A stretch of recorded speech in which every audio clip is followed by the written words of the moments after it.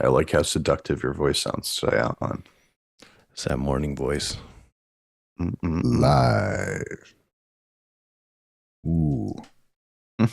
Yeah. I just opened YouTube, and the first video that popped up is I took my duck to Hooters. What the fuck? You don't allow your kind here, says the owl behind the bar. All I heard was duck the Hooters. That's all you needed to hear. Hooters. It's literally what it was about. Quack. Quack. Guys, I can make quack noises. Concert we saw last night had a live duck. Oh, yeah, there's a live duck at the Zutamayo concert last night. Yeah. It actually quacked. He was part of the show. Yeah, they brought a duck on stage, brought it to Mike, and had it quack. It's pretty sick, actually. I'm just kidding. They had it quack. No, I'm just kidding. But Quack they did have a duck noise. Zutamayo concert is probably one of the craziest concerts I've ever seen. Yo. It is insane. It's not my fault the stream died, guys. Come on now. It's definitely Ryan's fault. This is Ryan's stream. Finally, I'm not getting blamed for the show. Oh, I got the GAIJIN Guys tag on the stream now. Welcome, everybody. Welcome to the GAIJIN Guys podcast. Today is where we talk about nothing important. Yep. Or is it? Or is it yet? I mean, the 12 genres that don't exist anymore is a very important topic, I think. Can you discuss? get your camera going on the OBS there? Oh, yeah. I got you. Yeah, man. I know you want to see our pretty faces. Yep. There you go. There they are. There you go. Beautiful men. Right. There. That's See? nice. It's nice. You like them? Like these faces? No, but it's just necessary to see them. Fair enough. Yeah, that's fair. That's fair. Guys, today we are teamed up with Aftershock 2023. You all should check this out because you can win 2 4-day free passes. So you get 2 4-day free passes from them. And the way that you enter in to win this is you submit your story about one of these bands that have changed your life or helped you get through some rough times. You're going to send that over to giveaway at GAIJINGUYS.com.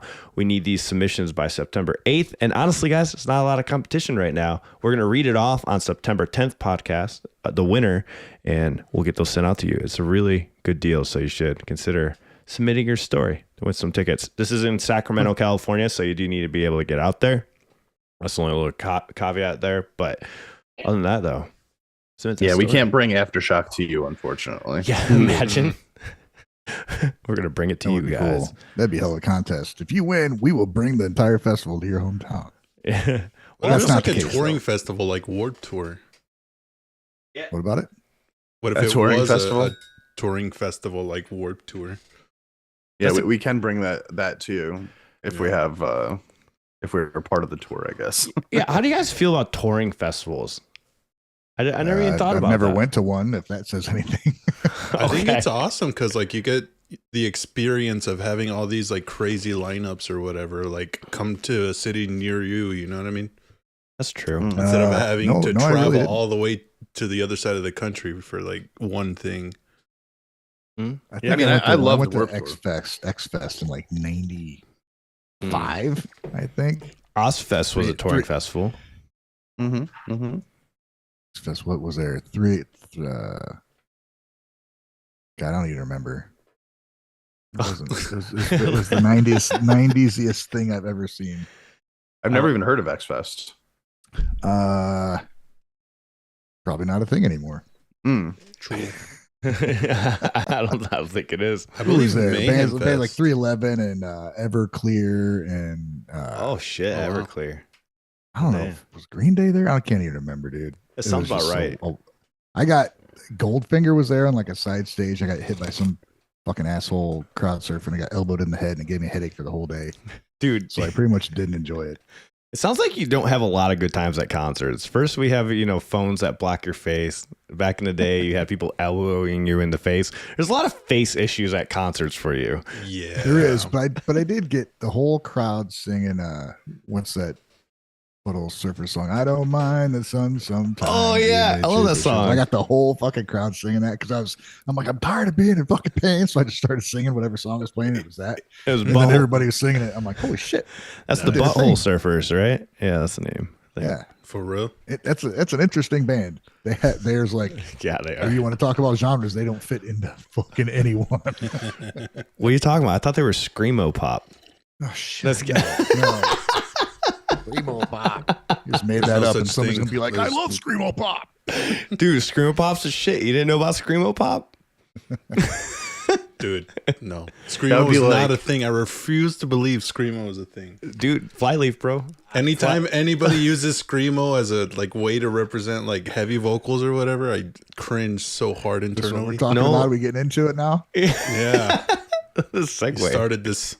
No, Screamo was Flyleaf. They were the first ones. That's where not it came Screamo. from. It's just Christian rock That's with heavy that's just vocals. new metal with a girl.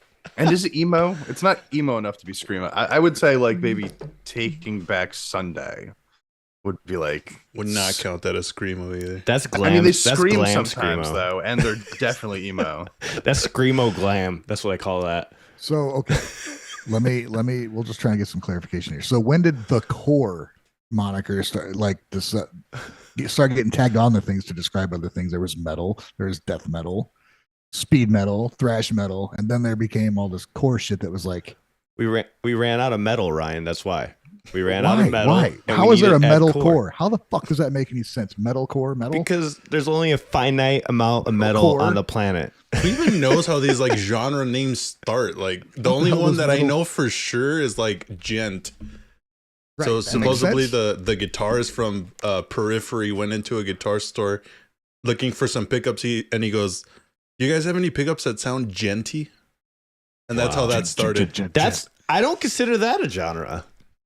Gent Gent is isn't a genre. It's I think it's that metal. was their last album that Periphery put out. Was Gent isn't a genre, which is kind of funny. Oh man. Well, But yeah, man. So I don't what's your get the favorite chorus either, subgenre? man. Especially the deathcore one. You're right. Like it doesn't make any sense because it's like repeating itself, right? It's Right. like it's already metal. it's because Right? it's Yeah, So we just say saying metalcore. metalcore. It's It's like you're 'cause it's adding to the hardcore to core, metal, but champ. hardcore is already it's because metal. you feel the metal inside of you. That's why it's metalcore. Dude, it it's hits even you in the worse heart. today. It's even worse today. Now they have like these versions that are not like they'll call it like nightcore. We got nightcore music and stuff like Because that, which is just you like feel regular the- pop dance music. You feel Nightcore the has night. nothing to do with metal though. Nightcore is just That's what like I'm a saying. sped up, high pitched version. See, of you songs. know about it. You know about it, so it has to be genre. You Yeah, feel it in but your that's- soul. that's it's got cool. core, it's got core on it, so it's tied all the way back to But- metalcore. But core used to have like it used to represent like Well- there's some kind of hardcore about it, and now Right, it's there- like it could just be anything. I think that was a hardcore, like stuff that was kind of that didn't have like the slickness of metal. It was just fucking like in your face hardcore music. in And your then they chest started- to the then soul. There's like hardcore, but it's a little more medley, but not quite metal. So it's metalcore kind of bullshit like that. Mm. It's I people don't- trying mean- different things. Hardcore is just bad metal, and I will stand by that. It is not bad metal. Now we It's fight. metal that doesn't have the talent to be metal. Ooh, that's bullshit. So you don't like any of the metalcore bands? All that remains. Hardcore. That No, is that's hardcore. I'm talking straight up hard? hardcore. Oh, okay. Hardcore is- Well, I thought like- you were saying not you were like talking about the Chimera or core Hatebreed. word. You said the All right, core so- means it's not as good. I've heard good deathcore. Soldiers to Prevail is a good deathcore band. That's kind of Okay, pretentious well, fuck, to where's just all- be all that known as a remains, dude? hardcore band, like you know. It's because you All that don't, remains is metalcore. champ. You don't feel it in your soul. That's why you don't like it. You know, you got to feel it. Name a hardcore. What's a hardcore band? Chimera or Hatebreed. Hatebreed. That's a hardcore. Hatebreed is considered hardcore. What yeah. the fuck? I don't even know what they are anyway. I do. I'm a aficionado on this you're an subject. aficionado. Yeah. They're all just, under the umbrella of metal. It's just as soon as somebody finds something new to add to metal, then that's when the new subgenre is created. Don't hate. You want to know? My Hey, metal is so metal. There's not even metal in it. It just sounds yeah. like Americana blues rock, but it's like Americana Dude. core. Ryan, you can call yours Americana acoustic core. Yeah. There you go. It's my thing. You just jack that for yourself, my friend. You Well, know what's the simplest core. way The simplest way to tell the difference between the hardcore and the metal. Hardcore is gonna, when you hit the bridge, it's gonna go. No. Wrong. And They then also metal yell. is gonna go. You know what genre Dichotic is? Oh yeah. We're progressive love music. No, progressive love grunge metal. Yeah, we're progressive love grunge metal. That's our genre. That is our genre. Maybe we should add core to it because we feel in our soul. That's what the core stands For for. the new stuff I've been writing, yeah. So I'm down. Thank you, Bill Hallisey, for the super chat, sir. Thank you very much. Man. Thank you. I guess the next kinds of metal are cast iron, carbon steel, and aluminum clad. Hell yeah. Carbon steel core That's- would be it. That's There's also make liquid a metal. carbon What is steel. liquid metal? What does that even mean? It means it's so Weak smooth, sauce. man. The solos are like butter, bro. They just glide over your face metal. like liquid. You know, like if I pour water on your head and it drips down your face, that's liquid metal. What's the most obscure genre you guys can think of, like off the top of your head? Well, we got a list of them right here. They're not obscure Hanabiye. though. Anabiye, Yeah, What genre they is are that? the most. They're the most obscure. Chaos genre. core, Harajuku core. Pajuka core, right? Yeah, Harajuku core. Harajuku. When there's That's only right. one band that has that sound, is it worth a core name? Yes. No. Yes. I was No, just gonna say yeah. yes. Alan found out yesterday that alien core is a thing. Oh yeah, dude. Okay, that's a little ridiculous. Alien core is different, a little weird. It's- Like So what do you? Okay, Chan. Oh no, Ryan.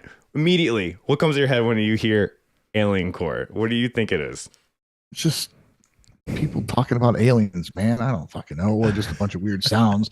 Or is it, what's that Blink 182 dumbass going on the news talking about aliens?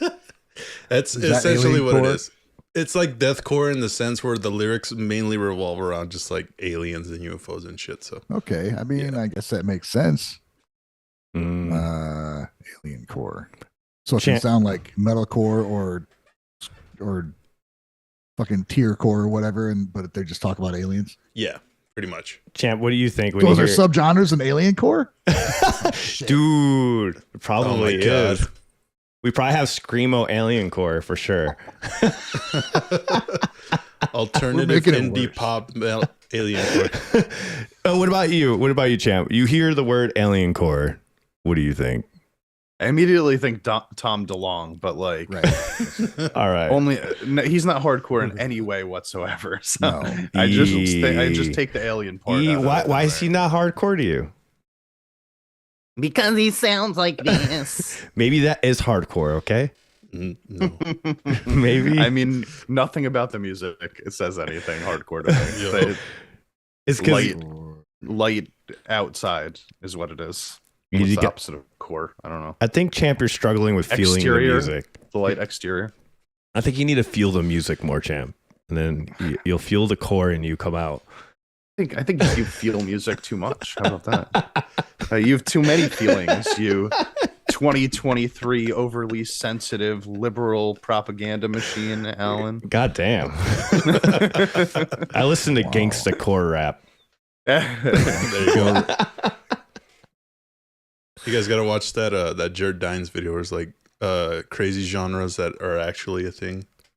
Oh, yeah, that probably would be good. I Yeah. haven't watched any. of That's that where I stuff in a learned while. about porno grind, and then I showed Alan porno grind. Dude, porno grind is the greatest genre is. out there. It's the best music you'll ever listen to. But okay, so we have an But article what's it sound like? like porno grind. But what's it sound like? That doesn't It's, tell me. I it's a mean, porno grinding like, hardcore on instruments. Death metal mixed with very Anime. sexual anime lyrics. And it's grindcore. It's pretty much grindcore. That's Yeah, all there it you is. go. That's what I was what the thinking. fuck does grindcore sound like? Down the would- rabbit hole we go. That would be what Champ was talking about. This is where I would agree with Champ. It's like the sloppiest fucking speed metal you could ever hear in your life with Grindcore? super fast chugs. Yeah. Agoraphobic nosebleed is grindcore. You want to hear grindcore? That is the epitome of it. Anyways, this article is what started this conversation. It's called "How Stuff Works," and it says 12 genres that no longer exist. Don't they? Yeah, and though? I didn't even read it yet. I wanted to be surprised as we went through it. Okay, I wanted okay. to see Read if some of if it. they actually exist, one, and two, if they deserve to exist. Okay, we'll start with the first one. Glam metal. No, it's Yes, not. it certainly does exist. Have you No. not seen anything in Japan? as visual key? It's Have you called not seen Oh, Alan, Steel Panther? Steel Panther is a thing. They make new Yeah. music. but that's glam rock. That's It's what not- the fuck? He got you. I'll admit glam rock exists, but glam metal, I don't know. Aren't they also Visual K is uh, glam metal. Aren't they a parody it band? is. Huh? Steel Panther, aren't they a parody band? Not Yeah. really. They got the same skill that all the cheeseball hair metal douchebag bands had before. But they started in like a movie or something, didn't they? Did they? No, Am I thinking I of don't somebody know. else? Here, I'll look I it gotta up for They're you. amazing live, though. They're really Yeah, good. they're an live. incredible band, and they legit, I don't know, cock rock, hair metal, glam metal. Oh my stuff like God. that. Here we It's all go. the same thing to me. I thought you said These are cock rock. subgenre. That's what he said. Oh, you did say That is cock what he rock? said. Cock rock, know. dude. Oh, Metal where the guys had whatever, they wore a big old Oh. cod piece on stage, show how big their Ryan junk came up. was. Ryan came up with a new genre right now. Cock rock. There we go. I knew that's old. That goes back to Zeppelin, dude. Shit. Oh, really? I never knew that was a thing. Please tell me more. Cock Was it rock. bad? Cock rock is more like the butt rock, which is funny. They kind of fit together. Yeah. You knew what you were doing when you said that. They go together. I think Which is completely anti what they're about. That is hilarious. I'm glad I accidentally stumbled across. Oh my God, the meaning of the term cock rock has changed over time. It was first mentioned by an anonymous author in the New York based underground feminist publication Rat in 1970. Wow. To describe male dominated music industry and became a synonym for hard rock, emphasizing the aggressive expression of male sexuality. So all rock and roll That- prior to like 2001. Yeah, it explains a lot of stuff. Often misogynist lyrics and use phallic imagery. Guns N' Roses, Poison, Oh my God. Wow. I want to Crew. I want to Led hear a Zeppelin. collab between a butt rock and a cock rock band. You Just know, listen to Nickelback. There you go. That's But then what essentially the- what they are. Cock butt rock. oh But then would it even what's be a butt rock? genre? Because like it's just using it to refer to all these bands that are already under the rock metal category. Like that makes So basically, it's everybody that doesn't have a woman in the band is cock rock, yeah. according to that No, explanation. think of they're what you like just said. think of Guns N' Roses. Like they literally had imagery on their album of a woman that was raped by a fucking robot, and they were just Mhm. proud to That- put that out there. that's crazy. So that's kind of So okay, so it has to be Fuck like overtly misogynistic in some way. yeah, Mm. Okay. unskinny But that is pop. so much of that music from Yeah, before that's what it then. was. That's I mean, crazy. that's the 80s. So there's so many more like subgenres than I had originally like guessed. There's so much more. yeah. And then you combine other small ones and create new words to name new bands that come out also. Like all idle pop music. Like, hey, that's also like metal in some way. How? I don't know, but that's what it's named. Yep. What about this bullshit like post grunge or post whatever? Is that just the same kind of music just after it was popular? Is that all that means? That is a little weird to me. I don't know about Yeah. that. I never understood post-hardcore. I never understood the post. There's post hardcore. There's post metalcore. I'm like, What's it mean? What does it mean? I don't know. Which is I funny really 'cause, think it, like We're starting- post-hardcore bands aren't that heavy, yeah, we're starting a post gent band. What's it sound like? A post gent, whatever that sounds like. I don't know. It's like we're like a washed up version of the real shit. Yeah. It's like we gent for 30 seconds of the song rather than the full 4 minutes. That sounds about right. Maybe that's what it is. I don't know. What the fuck? Somebody says now because of Ren, Bardcore is getting bigger. Was it a thing Bardcore? before Ren? What the fuck is that? What- He's a rapper who plays guitar and stuff, right? Yeah, Mhm. and he's a really good singer. Actually, he does some really Is good it? hard rock covers. Yeah, He's a really but good. A bard is like an old timey fucking musician, right? Yeah, where they do like the storytelling kind of thing. So is that what it is? Storytelling? I don't Is know. that just country music. I think we're just inventing shit at this point. Yeah, pretty much. We came up with like 5 genres ourselves today. Understand? I never understood the point. Well, it's an actual genre, bardcore. I'm guessing it's like folk music, but like heavier, maybe.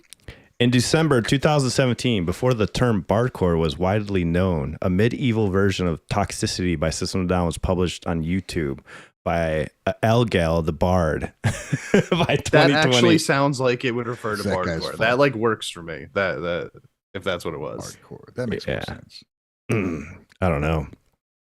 So whatever. The second one on here that doesn't exist anymore, according to this article, is disco. We're moving on to the second one. Disco was shit. Fucking exists, dude. That's fair. Ryan, Who the you're fuck is giving these writing- things way too much credit, bro. Like, yeah, all of these genres are going to exist to an extent, I'm guessing. But like, when was the last time you heard a disco song like playing on the radio? Yep. Ooh, 1979. Have you listened to Japanese music? Maybe it's just Japanese music in general. So it has these things all in play. oh yeah, what's the Yeah. name of the So band? much stuff, dude. What's the name of the band? There's we just quite a listened bit to. of K-pop that has a lot of disco. Maybe I'm just elements in it confusing the also. disco beat True. Yeah. as True. opposed to disco. There was one So- called Heavenly Secret Base. What by who? Who's that by, guys? Chat. Let me Oh, know. I know that song. And it's a Why do I great know that song. song? Oh, Lonesome Blue. Yeah. That's a disco song, straight up, Yeah. with like rock elements. But, But, Oh, they're not yeah. a disco. They're not a disco band. I But guess. yeah, but Yeah. it's not. That's the thing. It's not a disco So song. It's a people rock touch on song. that. People touch on that on disco beats and shit. But there's not like you can't go to like the disco section. Which you can't go No, to any yeah. section now.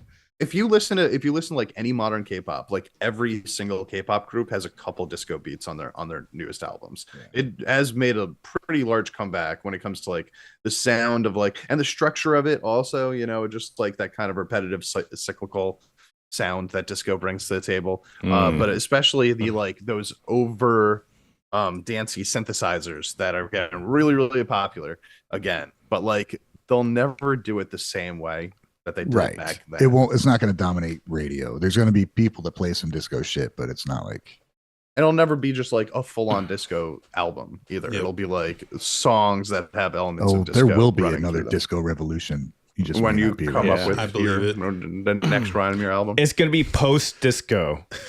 I can come up with the beat and just repeat it for 4 minutes, and I can make a whole album out of that. Ryan's literally gonna come up with post disco. Post Do it, disco core. I mean, to be fair though, disco kind of like disco Discord. spawned Discord. Disco shit. kind of like spawned other things though, right? Like it kind of like it Out of sheer evolves. necessity to run away from this fucking Well, music. It just things I happen. mean, like if The you re- think about like back in the '90s, right? Like back in the '90s, they had those songs that were like, every time we touch, I get the feeling, and every day, that classic. song, like, yeah, right, like those songs, Cascada, that's who it was, right? Electric But like all Callboy. those songs kind of came straight from disco and just like were an evolved version of what Yes, disco I want to was. say something though. Have you checked out the Electric Callboy's cover of that? It is the best, by the way. No, Just a little no, side no, note. no. It's amazing. I haven't heard them yet. Is me. Anyways, genres though to me, just out of all seriousness, I know I'm joking around about this, but I think genres are just stuff that I think start with like bands that try to describe what their music is, and they've done a horrible job at it.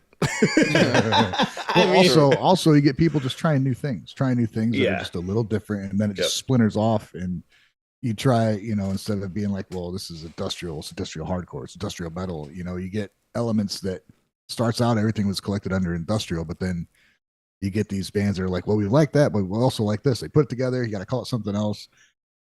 This gets out of hand. Yeah, that's what I was saying. When you take all these subgenres, you just start mashing the words together because it's a little different than what it was.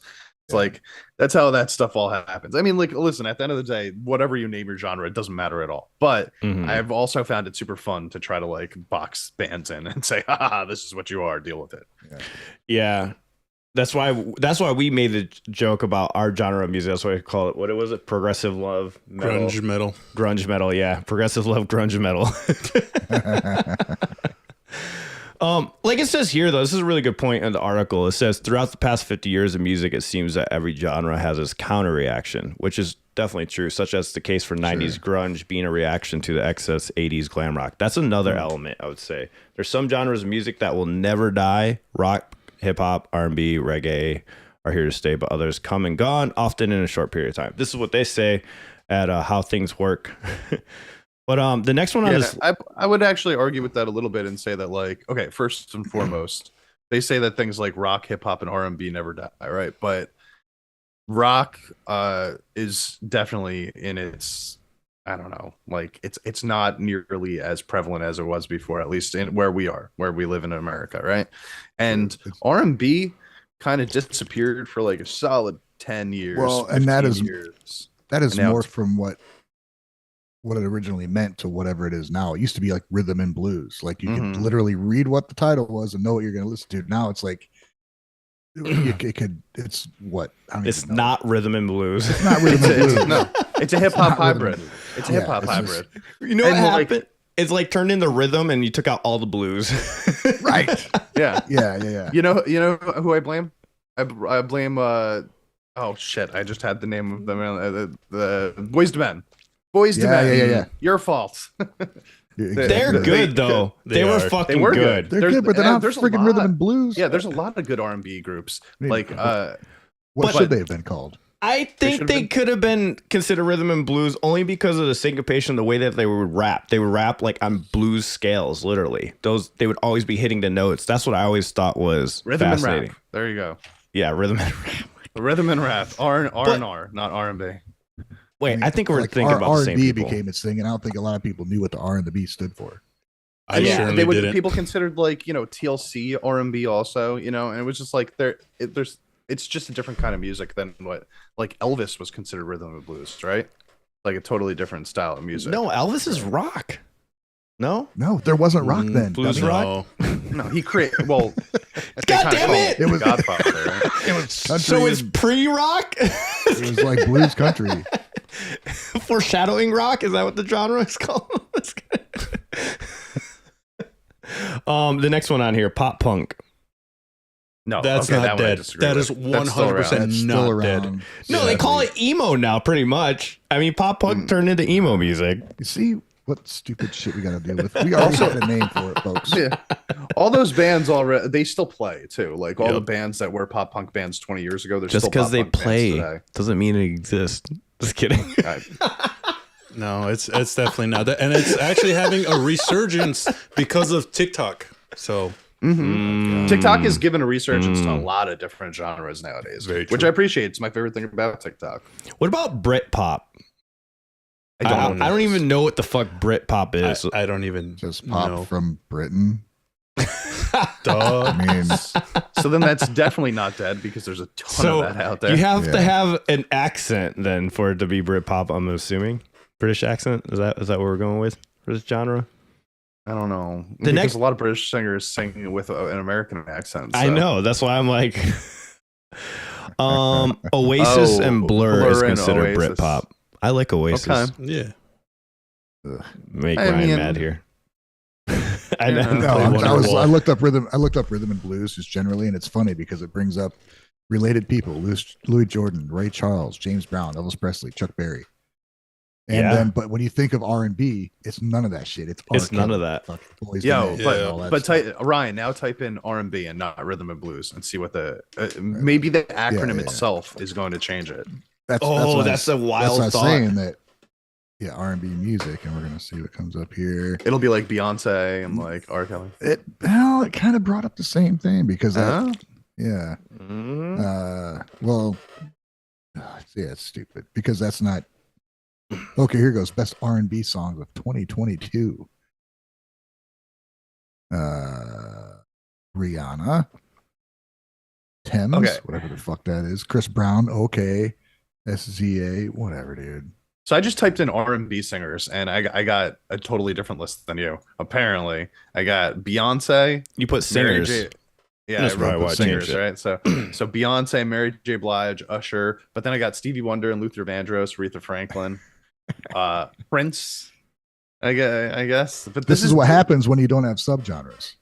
Yeah, exactly. This is why we need to create them, right? So we need Yes. R&B subgenres right now. Yeah, that sounds like post R&B. Post R. It does sound like post R&B. It straight up is. Come That on. is post R&B, bro. That's what it should be called. It is. Post R&B. Fuck. Why didn't they call that post R&B? They fucked up. You're absolutely right. Because metal people are the only ones that care about subgenres. Right. Yeah, that's also true. It's not true. That's also Oh true. my god! Because there's rhythm and blues and R&B. I want to hear a mix between R&B and grunge. It's What that already was- out there, dude. I'm sure it is. Yeah. It's already out there. I've heard it and forgot about it. Damn. R&B and grunge. Mm. R&B and grunge. What would that sound like? I can't even think about. Write it, like- Alan. Go for it. Yeah, I'm down. So this other one on the list, I feel still exists to a certain extent, but it's evolved into another genre. Some would call it post new metal, but new metal doesn't exist. New metal. Yeah, I mean, a lot of the bands that were making new metal back in the day aren't really around or making that music anymore. The only one I could really think of is like Slipknot. But even Avenged then- Sevenfold has some new metal style stuffs in their new album. I Corn's feel still like going. the bands that were big then are still going, but they're playing a lot of their old music, and Yep. Yeah. the new music doesn't sound the same as the old music does. I don't even know if I would necessarily call it new metal anymore, like Korn's new album, I- for example. I was surprised when I listened to Korn's new stuff. I'm like, wow, this is corny, but not corny. Yeah, I would say it with the K C, corny. not with the K. No, I was like, I was surprised it sounded actually like Korn. I know there was some moments where it was more like when they teamed up with that fucking DJ, what's his face, Skrillex or whatever, to where Yeah. it was Mhm. still like cool, but not like Korn. Is very very produced and like overdone it. Yeah. I'll say this. I think that the way that this list is probably trying to say this is like, these are the genres where there's not new bands showing up and making music that's getting popular in the genre. I think that's how they're qualifying. it, Yeah, right? So it's I like, agree. When was the last big new metal band that appeared on the scene? Probably during the big new metal fad There's era. Right? two genres on here though that I'm really fucking curious about. I've never heard of. It's called coastal lifestyle acoustic rock and then third wave ska. What the fuck does that mean? All right, I'm gonna help you out with third wave ska. I think I got Third you on wave? third wave ska. Where's the first and second wave of ska? What They does were that before sound like? our time. Yeah, I think. Do we have I think they were post-ska? before our Ska. time. I think third wave ska would be like Catch 22 and like Less Than Jake. I think those what? are they fit into that That Huh? mold. what? Click on it. Click on it. Let's see what they bring up. Oh, do they give us a Less than- list?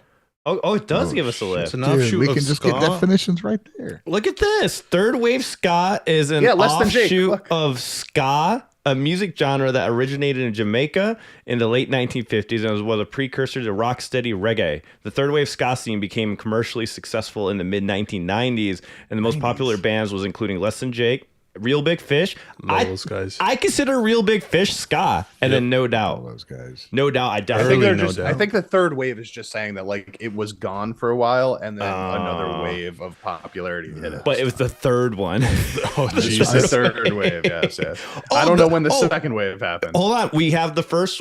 Oh, wait a second. This is contradictory. The first third wave band to break through was Rancid. Rancid was punk. What the fuck ever, dude? Dude, Rancid was punk. The Mighty Boss Tones, I do remember them. They were a one-hit wonder. That I could see. They definitely. Dude, it was like a Rancid ska. definitely- Rancid? Rancid definitely had ska on it. I don't know what They you got guys all are fucking talking about. horns. Not Bro, their they- first they- two albums, dude. Their first do two the albums in the upbeat. 90s had no ska on it. Ruby Soho is a ska song, like straight up, and like they do the up, But one like, literally. song.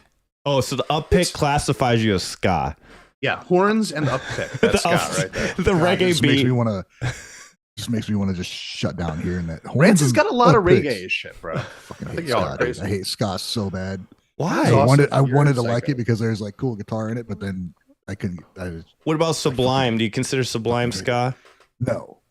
Part of it, yeah. It's Part of it. There's categorized parts as of it. it. They don't have the stupid fucking horns in it. Yes, they do. You don't like Not the as horns? a main part of their damn band, though, dude. Not I- Sublime. I mean, what would you call drums. them? They're just Sublime, man. They They're their own They're genre. Sublime. Like they even asked on their record, what kind of music? And they're like, oh, reggae. Like they say it jokingly, but you know, they just do I mean, whatever the they're hell they kind want. of close to fucking reggae. Sublime- They're like, Sublime is Listen, really fucking unique. ska.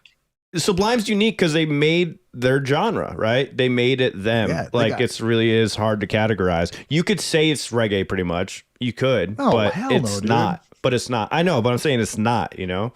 They But liked reggae. it has elements of it.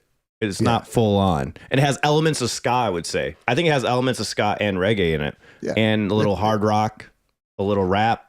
It has all those. Yeah. yeah, they do a lot. Hip-hop, They have they a have a- lot in there. It is a weird, awesome band.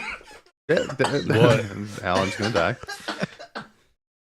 They also have some like just straight up punk songs. Yeah, just right into the mic, buddy. Mm. Don't die, bud. We're gonna let Alan finish choking on his ska. So anyway, yeah, ska. Yeah, I like ska. I was always a fan. Catch 22 was one of my favorites back in the day. Big Less Than Jake guy, and yes, I would stick Sublime at the top of that genre personally. Mhm. But I get why you wouldn't if you don't want to. But I think those bands are all good, and Branson definitely to me has like a good amount of ska in their music. Although there's like that ska dance, you know, that dance where it's like kick up your legs and you move your Yeah. arms. Yeah, like, they're having a running good into time. place, which having I a good don't time. think anybody's doing at a Rancid show. To be fair, so No, Maybe. they're not. Rancid is like very punk oriented with Yeah. elements of ska thrown in. Sim has a Occasionally. lot of Okay, ska but- elements. Okay, how about this one? This is Yeah, one I'm yeah. really curious about. Popularized by former professional surfers Jack Johnson and Donovan Frank Reeder. So this is coastal lifestyle acoustic rock. I didn't even know this was a thing. I don't know who these people are. Do you guys know who they I are? know Jack Johnson. I used to listen to him actually. I mean, it was nice, pretty chill stuff. Well, did you know that's Yeah. called coastal lifestyle No, acoustic rock? I just knew it was like mellow. It was just mellow fucking chill music. I don't know. yeah, Jack Johnson was like he was like really light rock, like very background music-y type of thing to me, kind of like what Ed Sheeran is for nowadays. Yeah, there's like some interesting things going on with the guitar. Like, all right, that's kind of cool. You know, like I didn't know. Mhm. I was like, all right, I guess I like it. I don't know. Like, it didn't really care when it went away, but it didn't bother me that it was there, kind of thing. I like this. It says characterized by acoustic guitar, soft vocals, and a coastal lifestyle. Mm. So you got to wear board shorts and go surfing. Right. Mm. Otherwise, you're not. You're not Basically, doing if you're not from California, you're probably not doing that. Wait, no, it says Atlantic though, right? So isn't the Atlantic Ocean over Did it say by Atlantic? coastal Atlantic? Is that what it said? no, I don't think no, it's specified. no. You're making up ocean. shit. You're making up making shit, shit champ. up. Yeah, you just, Okay. So you yeah, just want to be straight up included from- in something. You just want a What- new No, I know, genre. champ. I don't live in LA. I was about to give LA the credit for this. Champ's I gonna was, come about out to give, with I was about to give it to somebody else the credit. Champ's coming out with his new record, Atlantic Coastal Lifestyle Acoustic Rock. Yeah, where's my guitar? I gotta learn how to play it again. Oh man, Atlantic Coastal Love, ska Metalcore. core. Mm. Ska-core, yeah. Ska Oh core. god, I want to puke just thinking of what that would be. It would just be ska, and then But people there'd would it'd be call it some- ska-core. There'd be so they're like they would distort trumpets or some shit, and it would just be the most Distorted trumpet. I want to hear that. But I kind of want to hear that now too. I kind of do too. My cousin is a violinist, and he's like a prodigy violinist. He's like really, really good, and he's been playing since he was like 5 years old. But he plays with a distorted violin in his band, and it is fucking sick, dude. I am Dope. telling you, he'll play solos on that thing, and it sounds like a guitar, but it's clearly not. It might be even cooler than Yeah. a guitar. I went to an acoustic jam like every week for a while in this town called South Bend, and there's a dude, he made his own violins. He'd bring them in. He had like all these crazy shapes, like because you know what a violin looks like. He had one that had like a flying V violin, but with the F holes and the cutouts and all that shit. And he would just come in there and just like tear it up. It's like, dude, what are you doing here in this fucking bar? Yeah, right. It's like when you Nice. go to Guitar Center and you see somebody just like they're the best guitarist you've ever seen. It's like, why are you just sitting in this Guitar Center right now, man? Like, go Yeah. make some money with that. Because there's a lot of people that are famous that can't play guitar. Yeah, that's true. The Guitar Center guys, I think they just do it to show off, though. Yeah, It's like, Yeah, look how much better I am. definitely. than you. Give up.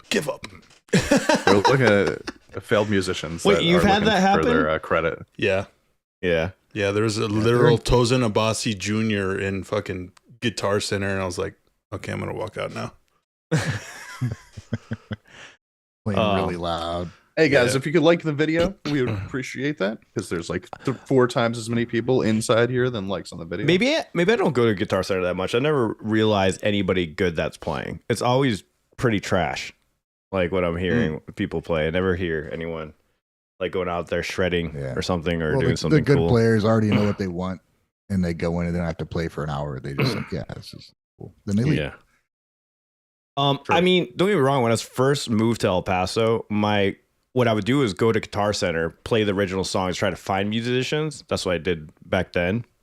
But then when internet kind of gave you the tools to search out, then I did it that way. But we've met some people in Guitar Center that way, where they just come up to you. But it'd be like you play for a brief moment, not annoyingly loud. You put out a nice thing and just pray that people are walking by and hear you. Like, oh, dude, I like that kind of music. Oh, sweet. Well, we need a band. We need a drummer and a bassist. Like, you do any of that? Right. That's how we met John Paul, who sings on our last single that we put out. Right. That's how we met John, was at Guitar Center. That's how you met him. That's how I met him, I guess, and then introduced you guys to him afterwards. I met him at a benefit show Nice. like 2012 or something like that. Yeah, but I had to introduce you to him after. I remember introducing him to you and our bassist Chowder. But yeah, people don't do that anymore though, because you can just do it online. Mm-hmm. All right, guys. Any lasting thoughts on ending thoughts for this? Let's see. Is there anything else interesting? Gangster rap? Yeah, that kind of is kind of Boy bands, step. Boy band. Okay. which is K-pop at this point. Yeah. I mean, Yeah, BTS. boy bands are existing in Asia. Yeah, Boy bands was never a thing. It's just a subcategory of fucking pop. Like, you know? it is a subcategory. But of I pop. think you could separate it enough to be like, okay, there's like 5 people. They're like alternating vocals. I and mean, stuff they're like all that. But boys. it definitely exists in Korea, like all over the place. Yeah. So it's the most popular. And genre it of music exists over here because I mean, a lot of those K-pop boy bands are huge over here. Like BTS BTS is like the biggest thing in the world. Like Yep. they're like one of the biggest artists in the world. I don't get it, to be honest. I kind of like it, but not really. When I listen to them, definitely not my thing. I think but that it's very much for you got to be looking for it. It's like the type of thing where first of all, they have different styles throughout their career, so Different you'd have to find subgenres. different subgenres. Yeah, you'd have to find the ones that like kind of go towards you. But if you're not into pop, I mean, you're probably not going to like it, regardless. So, but how do they become the biggest group in the world? How? Because it's predictable music, and you people don't as a wanna- whole are very predictable in what they're going I to can hear. I could give you what I think is the answer, but it would take me a half hour to explain it. And I don't think you guys want to hear that. So. Come on, sum it up in 2 minutes. Can he do that? Sum it up for you. They are Ryan, can he do it? they a are lot really faster. good at promoting and really good at marketing, and they sing what their fans can relate to very well. And they're good dancers and good vocalists. I mean, why they stand out ahead of the rest of them is a little bit harder to say. They have a deeper discography. And Give me an example of relatable lyrics by them. Because they sing in English depends on sometimes, who right? You are, right? Like, Yeah. What's the relatable song for you that you're like, damn? so they have like really poppy music that I don't relate to as much. Like the okay. English songs that they came out with that were like recent, like Dynamite, like everybody knows Dynamite. And Dynamite, right? Like that one got really big over here. I don't really relate to that type of stuff. I would have to go back into like, their earlier songs and say that like they're good at writing metaphors, they're good at writing lyrics, they're good at that type of thing. Gotcha. But why do they stand out ahead of the rest to the rest of the world is hard to say, honestly. All right. I know why I like them, but that's just me personally, Yeah, exactly. Well, I mean, that's cool. It's just kind of blows my mind to get that huge, Well, even like before them, like there you had like One Direction and fucking NSYNC, Backstreet Boys back then. But like, still, they were huge, right? Yeah, but they were- BTS is like double that, aren't they? in No, I current wouldn't- numbers, yeah. Like, I would say, like Well, Backstreet Boys are they gonna came go down from forever. the other side of the world, but they still appealed to here. So we had our popular bands here that were the same thing, but so now you got it's just as popular here, but they're also popular over there. So they're Mhm. just it's just that much of a more of a world. I don't know. I don't know. I do think that like Backstreet Boys, for example, are probably pretty well known across the world, regardless of what country you're in. Like I think everybody Oh, knows yeah, that's true, I that's want it true. that way. You know, and like I think Weird Al helps a lot too. Like if Weird Al does like a fucking cover of your song, apparently, then like everybody else knows it too. Damn you, True. Weird Al. wow. He hasn't done any Korean music yet. Al, get on that, man. You should. Yeah, I was looking this up. Like, it was just saying like how they're pretty much. So it says, as a brand, BTS is extremely valuable. Data suggests that the band brings in $3.9 billion to the South Korea economy. A Hyundai Research Institute found that 800,000 visitors visit South Korea because of BTS every year. Wow, Mhm. That's That wild. is wild. That is pretty wild. pretty wild, man. It's insane, dude. It's insane. Their impact is definitely beyond what anybody could have expected, and definitely the most that any K-pop group has ever had before. Imagine being a group that single-handedly helps your entire country's economy. Like, Pretty dude, fucking that's wild, dude. That's That wild. is wild. Why do you think they didn't want to? They were like, okay, you guys don't have to go to the army right now. You don't have to leave right this second. Dude, what are Like, you can doing? wait a little while. What are you doing for your country? I bring them $3.9 billion in revenue every year. I right. mean, like, Yep. fuck, Apparently, dude. I saw a stat that was like it made up like 12% of their entire economy in 2021 or something like that, which was Wow. Yep. That's just. I mean, Not only that, I mean, they were invited to play during like when different nations would like come together or whatever. Like they were invited to play those types of events. Like, who does that? It's true, and they meet up with like the prime ministers and shit like that. Yeah. It is just insane. Yeah, people are mentioning the Beatles in the chat. I mean, the Beatles are not really a boy band, though, are they? They're just a band. No. Yeah. they were boys. considered it They were a- probably. they were a fucking movement, man. Yeah, Beatles. World changing a movement. Beatles would probably be like back then equivalent to what BTS is right now, maybe. Yeah, Almost. that's exactly what it is. But the thing is that their numbers have already been shattered by like other artists. Mm-hmm. That's true. The Beatles you're Yeah. talking about. Yeah, like everything that they have done is pretty much in the wayside now because so many other artists just like destroy these These records get broken like every year now, though. That's the other Because there's thing. more people in the world. Psh. There's more people in the world. It's easier access to everything. Yeah. Yeah, Like, yeah, streaming, definitely. So you don't much have easier, to pay yeah. for music anymore, you know. So we're hearing this so much more. Yeah. So it's just these records will keep getting broken the more accessible music becomes for everybody else. Yeah, it's crazy. It's such an opportunity for musicians to get known out there, but then also it's getting diluted really fast. Yep. Right. Mhm.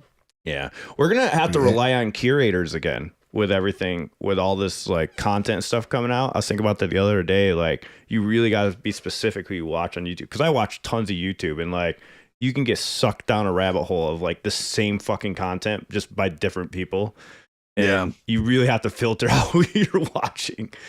It's funny. I Yeah. pulled up YouTube today and I'm like, I don't like anything that's being suggested to me. What the hell is going on? It's like all Yeah. related to shit I watched like once, and all of a sudden I watch one like video of this guy firing a ridiculous rifle into some ancient fucking army. And now everything comes up. It's like I'm a gun freaking nut. Yeah, they think you're a medieval No, guy. man. Yeah, come on, dude. And then you Bro, gotta the you try worst to get is- it back to normal, and then like you have to watch like 100 different videos of the thing you actually want to watch just to get it Yeah, back. yeah, yeah.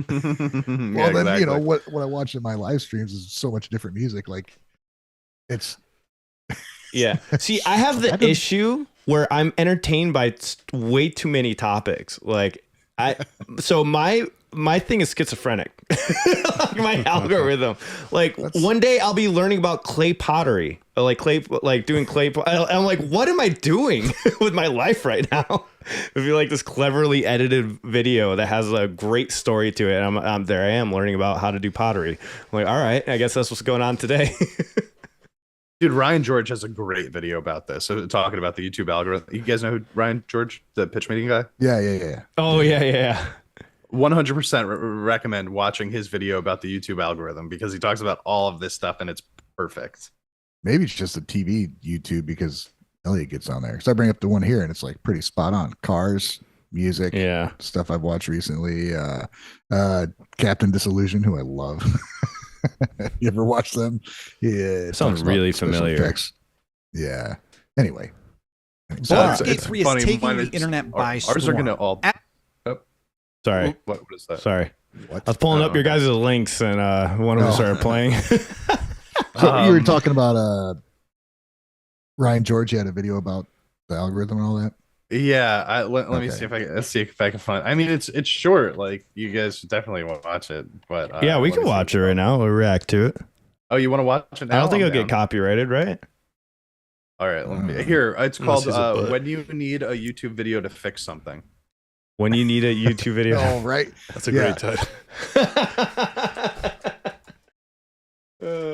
When you need video to fix it. Oh, wow. Came right up. I hope it doesn't copyright us. I don't know. Ryan, I know I won't. No, Ryan George doesn't do that. I've seen this guy before. It's been a while. He's the best. I love this man. Let me put on originals. Oh, it is on. Wow, look at that. What did you do? I don't hear anything. Oh yeah, what the fuck? Oh, because I muted the tab probably. All right, hold on. God damn it! What's happening? Wow. I feel like Max might not be for you, man. Like every time I see you pull up your thing, you click on 50,000 tabs. Yeah, it's all the news articles. All right, is it playing? Yeah, it's playing. Yip, yip, yip, yip. Yip, yip, yip, yip, yip, yip. Hi, YouTube? Oh, hi there. Hello. Welcome to YouTube. Yeah, hi. Listen, my door hinge is making a weird noise. Do you have a video on how to fix that, maybe? Oh, you know it. I got this one video called How to Fix a Noisy Door Hinge. Top result. Lots of views. Yeah, perfect. Yeah, let's go with that one. Okay, perfect. Here we go. Hi there. Hello. Welcome back to the channel. Today I'm going to be showing you how to fix a noisy door hinge. You might find that when you open your door, you hear a noise like this. Yip, yip, yip, yip, yip, yip, yip, yip, yip, yip, yip, yip, yip. It's the exact sound. This is perfect. Yeah, you're watching the hell out of this. I guess. Good news is that it's a very simple fix. All you gotta do is give the hinge a bonk with a hammer and you'll hear a boing kind of noise. Boing. And there you have it. That should fix the door. Don't forget to smash that like button and subscribe to the channel. Okay, that seems pretty straightforward. Great. Yeah, you liked that? You liked the video? Yeah. You enjoyed it? It was what I needed, so, you know. Good to know. YouTube's planning. Good to know. Bro, I love this guy. Why did I stop watching him? Fuck you, YouTube algorithm. Is there more to that? Yeah, Oh, there is. yeah. I just thought, in case you want to comment anything. All right. Right on. Yeah, no, he's brilliant, dude. I like same way. Like we'll go on binges when we'll watch like dozens of freaking pitch meetings because he does his pitch meetings in there. Oh, yeah. Yeah. It's so accurate though, because every time, like, no joke, I need to fix something in my house. Like, I've learned how to do windows, I've learned how to do plumbing, and it's all YouTube. It's all YouTube. I love his version of the guy too, where he's just like completely monotone and he's just like, "This is how you do this." But then when he says like and subscribe, everybody like and subscribe my video. Yeah. All right, I'll keep playing.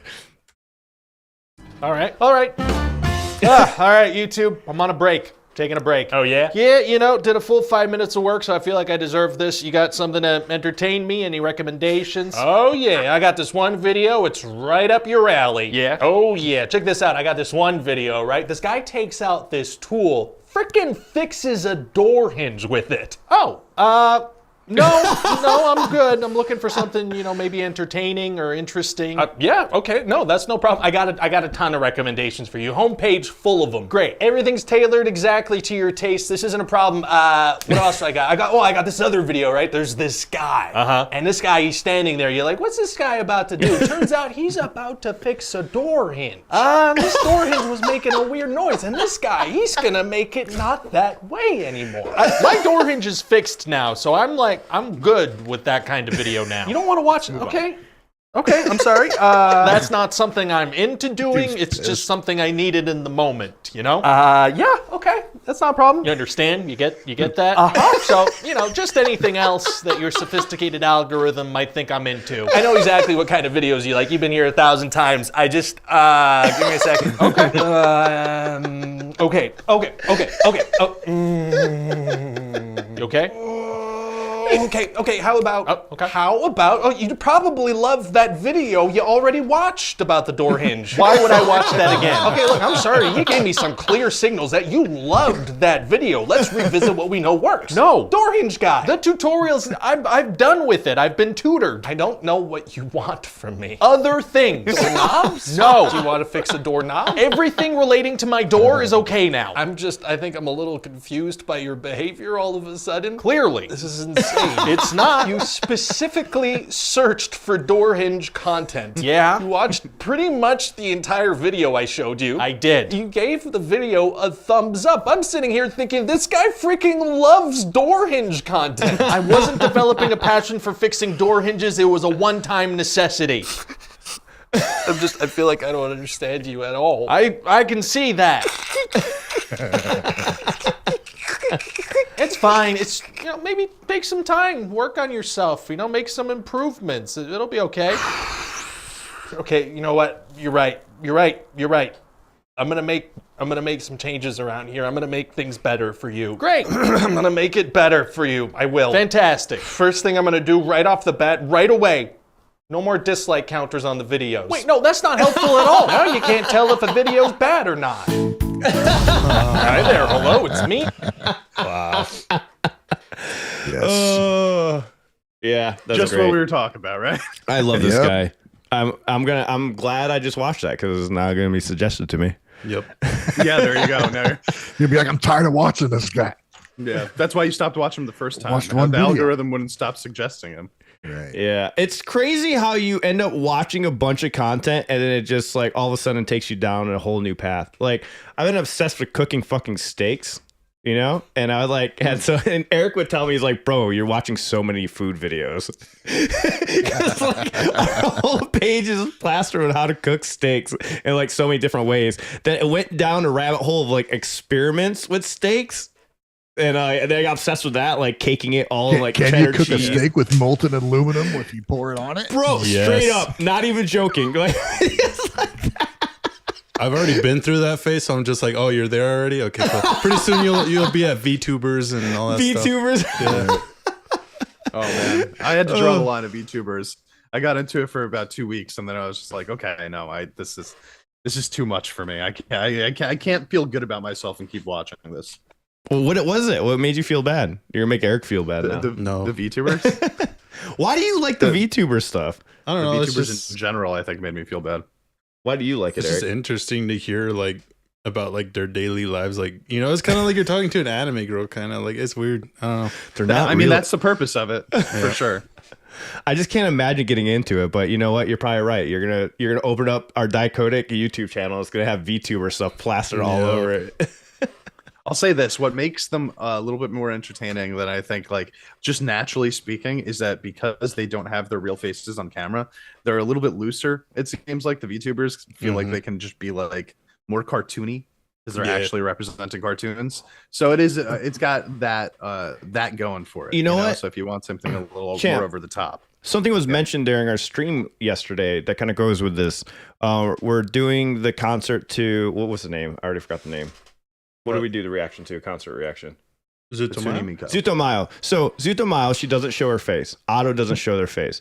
And they actually, people in the comments were saying in Japan, when they show their face, they actually lose popularity immediately. So maybe the VTuber kind of is like, I don't know what it does for some people. It obviously works, but it helps not knowing who the actual person is or something like that, which I find fascinating. Yep. So I was like, you would think they would still like be pretty popular, but they were saying no, they like drop popularity once they reveal their face. I've got to assume that the vast majority of the people that watch VTubers are into anime, just like in general. I can't imagine that many people that don't like anime are watching VTubers. I mean, I could be wrong about that, but I mean, it's a literal anime character that you're watching react to stuff. Yep. So it feels like that would be the purpose. Yeah, but in live, like it's like a live anime character, right? Yeah. But I mean, even in that situation, right? Like a lot of people probably know what they're getting into when they get there. Yeah. Right? And That's actually a good point. That's a good point. It's like when we watch live people of humans, right? There's live TV was very popular, right? And then this is the closest you could get to a live anime character, you know? it's kind of like so like you don't have an actual relationship with like famous people, right? Like you see them from a distance and stuff like that. Well, some of the people feel like they do, but True. But generally speaking, like, I mean, it's when somebody's like a streamer or something, it's a more interactive experience. So like, you know, streaming somebody that is a cartoon character rather than just some like random stranger, I guess, is more appealing. Also, Yep. And a lot of them have like lore videos and stuff about their character that they created and stuff, which I think adds to like the immersion of it. Yeah, be a good storyteller. What were you gonna say, Ryan? There was a Hatsune Miku stage at the Anime Matsuri that Wave and I went to, and there was a video playing the whole time, showing like concerts and stuff. And then there was somebody like when we went there to interview a band, and there's people interviewing other people, and they had. I didn't see it firsthand. One of the other photographers was on one of the things where fans could talk to Hatsune Miku, where like somebody's like carrying around a fucking iPad and you could talk to them, but they were asking them questions and they were getting answered in real time by obviously somebody like behind the curtain listening in and like, I guess talking in real time. But yeah, I mean, and she's like, and there were some weird questions. So I'm like, yeah, I bet. Yeah. They came here to talk to something that doesn't exist. Do you think they probably fantasize about? Yeah, probably. And you think those people like they use it also to get away with saying things and not worrying about like repercussions, and that's why it's so loose, and maybe people feel it's more real because you know they can just say whatever because there's no real backlash. It's just like, oh, that's a crazy character. No, you know? Never watched it. It's because a lot of them are signed to management companies, so they still have to watch what they say, or else they'll get dropped. They call it graduation. Eric, do you watch HoloLive? Yeah. Yeah. So like HoloLive is this big organization of VTubers that's like it's like a conglomerate of VTubers, right? And if they can get screwed, like if they say something wrong, they will get fired and it will hurt their company.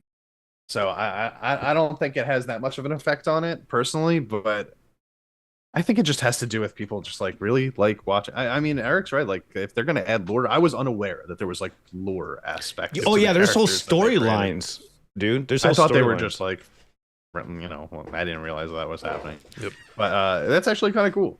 I mean, it's pretty wild how that just took off, and it's pretty massive. Like, you know, it is a massive industry. Yep. All right, Ryan, you drag race to there and back verse. I don't know what this is.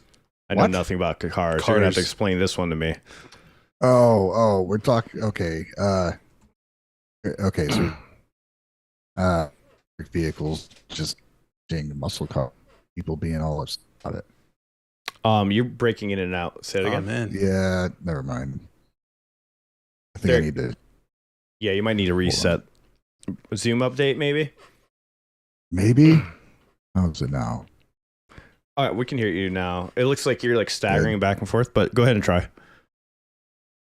So you drag is they race down the track and then turn around and come back. So you get to test braking, acceleration, all that stuff. And so this is a new Kia electric vehicle racing a Dodge Challenger muscle car, which is all 807 horsepower versus 576. To me, what's interesting is the electric vehicles keep proving over and over that they're faster and just better. And basically, we are addicted to the sound of engines as opposed to actual performance. Yeah, we like the feel of it. We like the feel of it, right? The feel of it. If you like the feel of being fast, you want to be in an electric car because they're faster. Okay, I don't know because I have no clue, but I've heard from people that drive muscle cars, like my stepfather or whatnot. He has a bunch of like classic cars. He has what is it? I don't know what I forgot what the name is. But anyways, but he says he likes like the rumbling and the feel on the steering wheel when he's like in the car, and he likes that feeling when you press the gas and you just feel it throughout the car. Like you feel like you're part of the car. And when you're in an electric car, you feel disconnected. Like if the car has a mind of its own and you're not with it. Does that make sense? Yeah. That's what he kind of described it as. Because I think that it's neat, like how fast they are, but it's absolutely just irresponsible to speed and given to the public, to people who don't know how to fucking drive, man. Most people have not driven these supercar speed. Our Porsches and stuff. Those kind of cars had that kind of speed, and those were for people that could afford like to maintain and maybe take driving lessons and how to actually drive a car that fast. And now you have cars that are heavier and they're faster, given to people that usually drive like a Jeep Wrangler. Yeah. That are slow and fucking just not fast cars. And now all of a sudden they can go 0 to 60 in like under 5 seconds. Yeah. So I wonder if the holding on to it it's kind of like the same mentality of like when they started making automatic shifting, and like the people that were using manuals were kind of like, this doesn't feel right. Like this isn't what I want from my vehicle. I'm even conflicted, man. I mean, there's so much shit we don't know about what actually is better or worse for the world and all this shit. The world doesn't give a shit. The world will be fine no matter what we do. Yeah. I mean, it's just whether or not we can live in it. You know what I mean? But there's repercussions between manufacturing the batteries and all that shit to get electric vehicles that are supposedly clean. Yeah. But then, just hanging on to something that the fuel source is finite is a little stupid too. So I don't know. I'm conflicted though, just because of that. I think it's amazing and the speed is incredible, but really there's a bunch of people that do not need to be moving around that fast.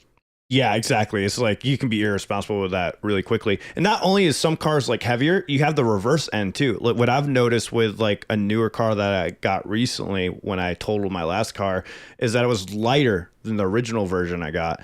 I don't know if that makes a difference or like if it makes the car fly if it gets hit, Well, the thing, like, take the trucks they're making now, the Hummers and the Chevys, they're like 10,000 pounds, dude. And they're 0 to 60 in under 6 seconds. It is ridiculous. That is ridiculous. Start clobbering old Toyotas and shit. Nobody's going to survive like in the other car. There's no chance because they're twice the mass that they have been. And they're going to be going twice as fast. Maybe I think the era of like the manual car I still feel like a safer car to do if you learn how to drive stick, because there's so much thought process that goes behind that in the beginning, I didn't think about that. Like how important it is to know at least a little bit about how a car works. Like now you get thrown into this vehicle, this fucking spaceship that it's all you don't auto. have to know crap about it. And you just step on the gas. It's not going to die. It's not going to stall out. Yeah. It's just going to freaking go. Yeah, because you can't, dude. You're dangerous. Not. For me, I'm not gonna be picking up a cell phone while I'm driving stick. Yeah. No. But if you're driving a cell phone. Yeah, you're right. We're literally turning into driving a cell phone, straight up.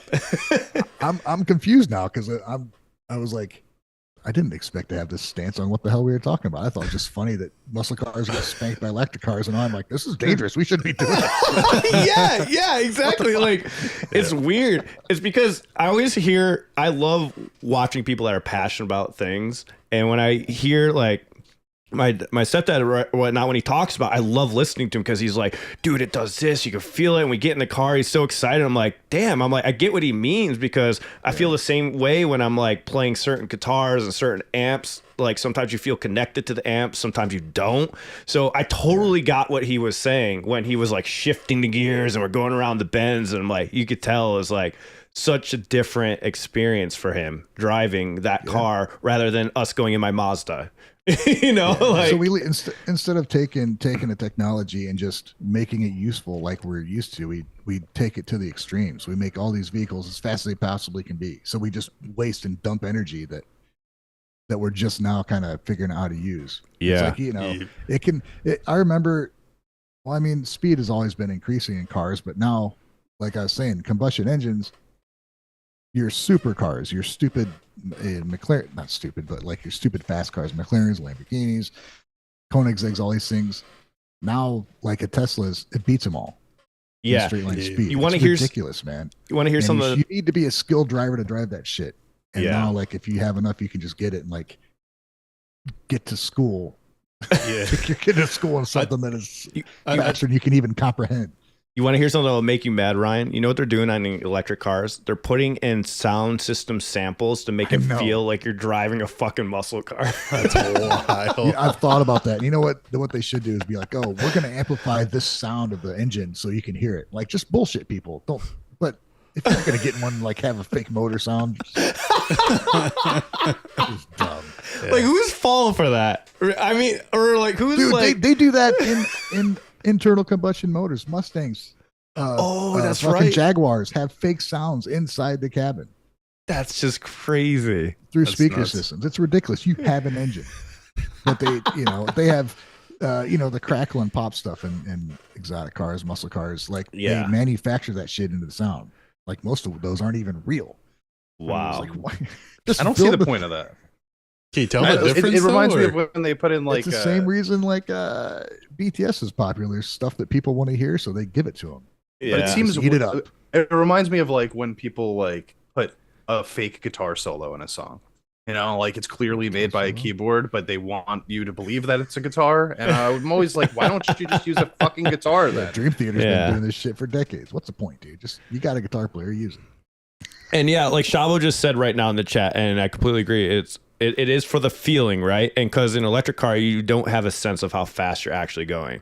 That's the scary part. Even in my not electric car, like my Mazda, like it's just a newer Mazda. Sometimes I'm like, is it fucking on?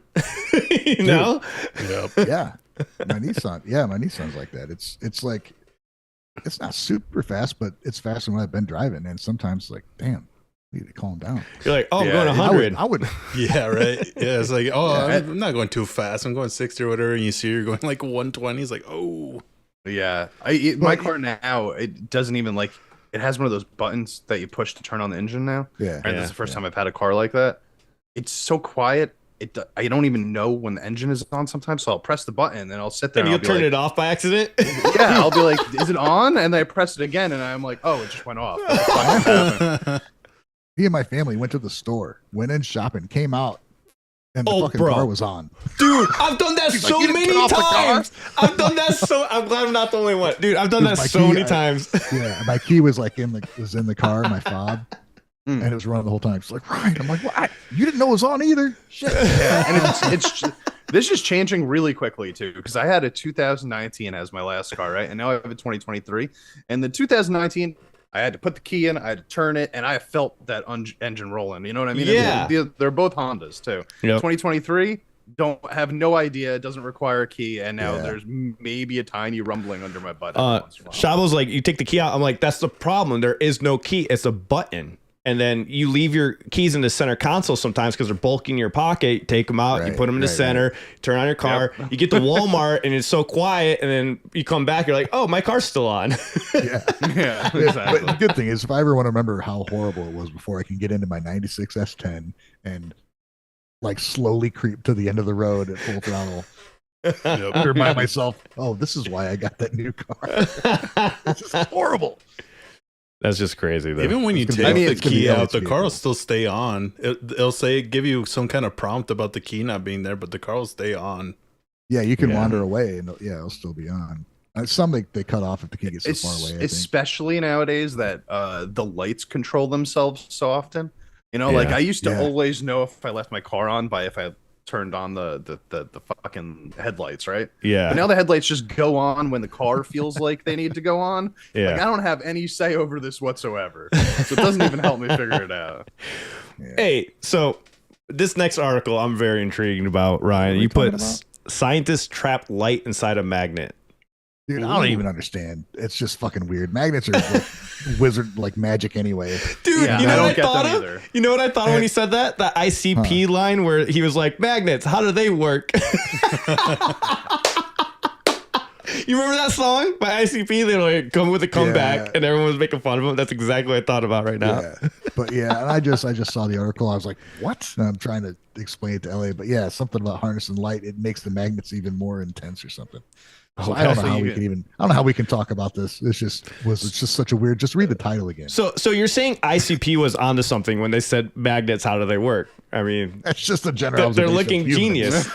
I mean, think of the first dude that discovered like iron ore, and they held them together, and it was like, they just connected. Like, what is going on? How does this? It's magic. Seriously though, I've been explained. I don't know how many times how magnets work. And I still, it's like you're holding, like you're holding the positive and the positive next to each other. They're not realizing it. You're trying to make them touch. The first person to ever do this, and their arms won't physically go together. They must have just been losing their shit at that moment. Like, how is this happening? What is this? Then they turn it around. Ow! Yeah, they turn it around and it just smacks together. Like a whip hit in their hand, bro. That person may have jumped off a bridge. They were like the first person that heard a fucking parrot talk. Oh my god! Jeez! Oh my god! That's that would be terrifying. You would think that a ghost possessed that fucking parrot. Dude, how many heart attacks have parrots caused? I'm gonna look that up. Right, so like you're with a bird, and it's just like. Calls you a douchebag or something, and you're like, okay, that was who said this? It's possessed. It's the work of the devil. Just me and this bird. I know the bird didn't say anything. That's true though. Like that's an interesting thing. So parrots and heart disease. What the fuck did I find? No, it's heart disease in the parrot. Yeah, not what I was looking at. So, do you want to read any of that article at all, or talk about the magic of magnets? So what do you think? What are we reading in here? So, okay, a new study led by Vindan Menon and his group at the City College of New York shows us that trapping light inside magnetic materials may dramatically enhance their intrinsic properties. Strong optical responses of magnets are important for the development of magnet lasers and magneto-optical memory devices, as well as for emerging quantum transduction applications. My biggest concern... I don't know what any of that means, but it sounds really impressive and probably important. But my biggest concern is if Magneto's real, we're fucked. Well, yeah, I thought you misread that when you first said it, and then what's bugs me about Magneto? Like, no, it's there. Apparently, every metal is magnetized when you're Magneto. What the fuck, dude? It says Magneto. I thought I said it wrong too. Stopped. No, Magneto optical. I think they're talking about magnetic crystals, which I didn't know was a thing. I thought we were about to start talking about X-Men. So basically what they're trying to say though is if the exterior is created by all magnets and you put a light source in the middle of it, then that light source will be amplified. I think that's what they're saying. If you trap light within this magnetic source, the magnetic properties are amplified. Oh, the magnet gets stronger, not the light. Or maybe you understood it better than I did. Were they talking about using it to amplify the... I don't know. One of these things is getting amplified. I don't know which one. I think what you said makes more sense.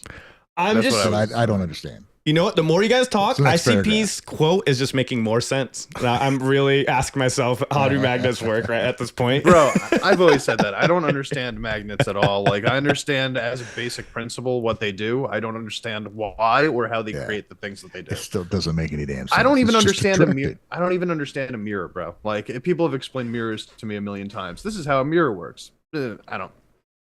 Still magic. You don't understand how they work. I don't understand how a reflection is created like that, like a man-made reflection. I just don't. Have you seen a shiny object? What? Have you seen the chrome? Well, yeah. Okay. Ryan, how does it shine? Tell us. God, explained it. Chrome. How does that work? I'm gonna write rap songs just like that. It's reflective. But why? Why is it reflective? Is the question. Because it doesn't absorb light.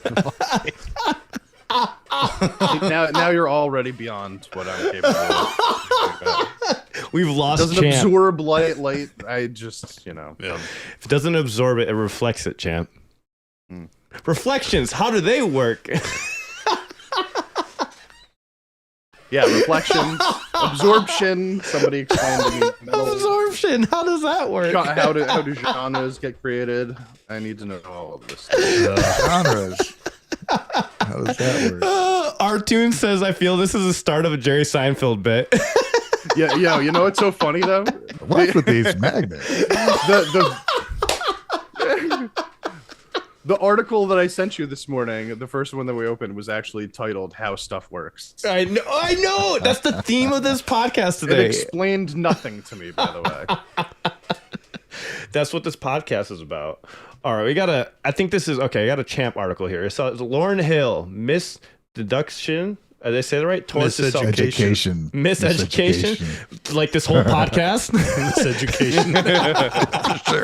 For sure. Bro, we can't read either. We don't know how reflection works. We don't know what absorption is, and we can't read. Celebrates 25 years and the Fugees? What?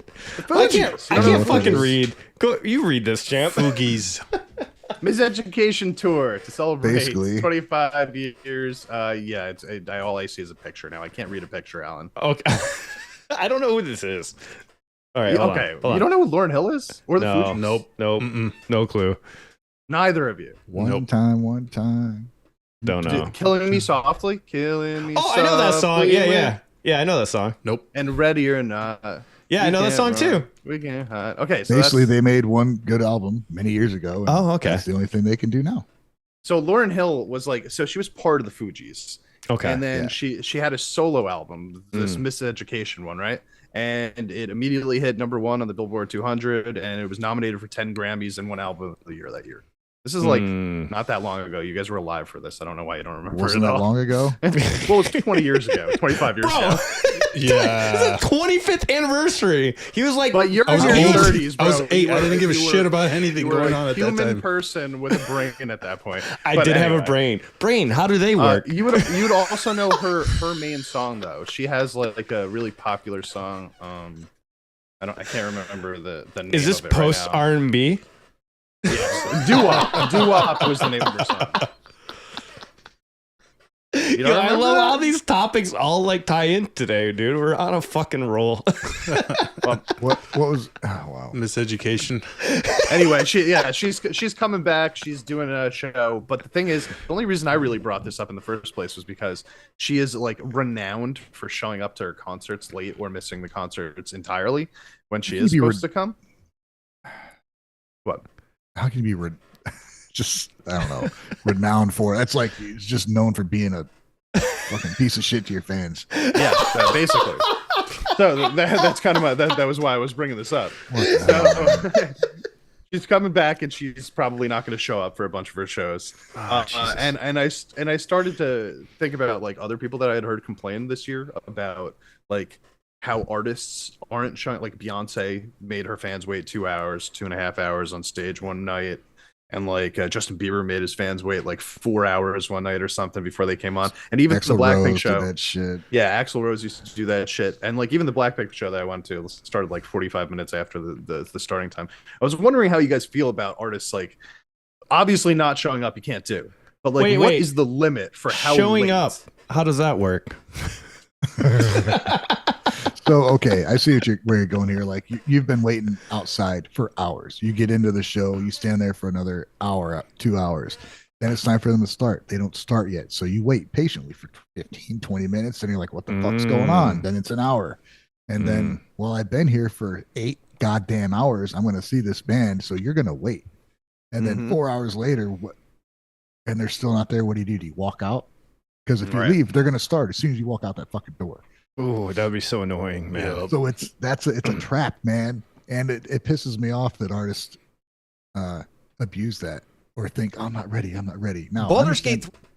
I understand artists sometimes need shit to be kind of in line for themselves to work, or sometimes there's technical difficulties. We had it with Got Your Expend. It was an hour. We had to wait for them to play, but we could see them working on shit. But 4 hours? 4 hours is intense, man. Yeah. That's fucking ridiculous. What you just said, Ryan, like one of those, like you said, if they're just like not ready or whatever, like Lauryn Hill specifically has Ready said or that not, she'll just like here I come. That's her song, right? Yeah, and she's fucking lying when she says it too, because she'll sit there for like 2 hours, and her excuse is like, I can't just force myself to be ready. I have to wait until I feel ready. Ready or Oh, not, that's here like- I come. That's what Axel did too. Bullshit. Axl Rose was like that. I'm not gonna go out and listen. No, I can perform 100%. Does that What the ruin? fuck you been Does doing that all day? ruin an artist for you? Does that like? Are you like gonna lose interest in listening? To I that would artist's lose music if that interest in happens? going to their concerts, but I would still listen to the songs. I'll Same. tell you who I used to listen to was a rapper named Too Short. I went to see one of his shows, and I will never fucking listen to him again. He's a piece of shit. Ooh. What did he do? Tell me He had more. he had on these just shitty rappers ahead of him, and it was just like the first dude was by himself, probably put on the best show. Then the second guy came out, and he had like 3 guys on stage filming with their phones and shit, just trying to get content.